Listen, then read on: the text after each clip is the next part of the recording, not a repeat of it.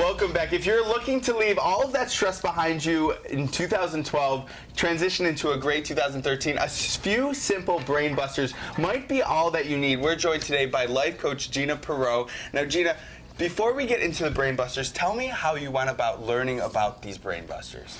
I had a serious head injury in 2003, and I had to not think. That was what I was told by the doctor, don't think. So I had to learn exercises I could do at home to start retraining my brain to work properly. So these are the tips. All right, so we're going to break down a few. We have 4 different tips. Let's start with the first one. This one is using your less dominant hand. So tell us kind of how you do this, and also tell us how what this is working on. Okay, so these are things you can do at home. So you're cooking, pretty simple. Take your less dominant hand, stir your soup.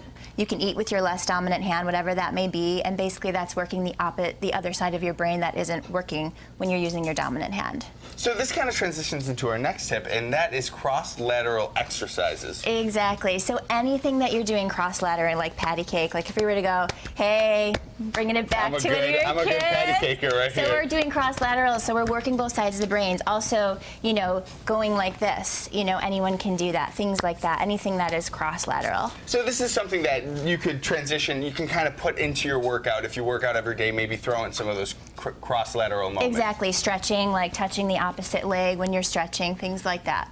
Now, the next one we have is kind of not so much a brain buster, but sort of a statement to live by. Turn negative thoughts into positive statements. So explain this a little bit more in detail for us. Okay. So we all have negative thoughts. Sometimes they get the best of us. So in that instant when your thought is negative, just say stop. Wait 10 seconds and turn it into a positive.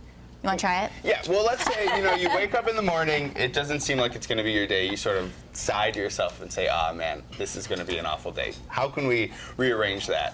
So this is going to be an awful day. I'm going to say stop. I can even do this and shake it out. It's a nice gesture to let the body know, like a tapping of the body. And I'm going to say, wait 10 seconds. I'm going to have a wonderful day today. And what does this sort of reaffirmation of positivity have? What effect does that have on you? Well, it has an effect on your whole day. So as soon as you wake up, if you're thinking that you're going to have an awful day, you're going to have an awful day. So it's the power of thought and how the mind and body connect. So the brain translates anything that you're thinking into your body. So I have an awful day, all of a sudden your posture comes down. So this is what happens. But I'm having a wonderful day. That mind-body connection opens up for you to have a positive day, for you to be confident and spread your light. And then the last tip I want to move on to is an anxiety buster. And you say to create a rhythm slower than the pace that your heart is beating at. Exactly. So what is this all about?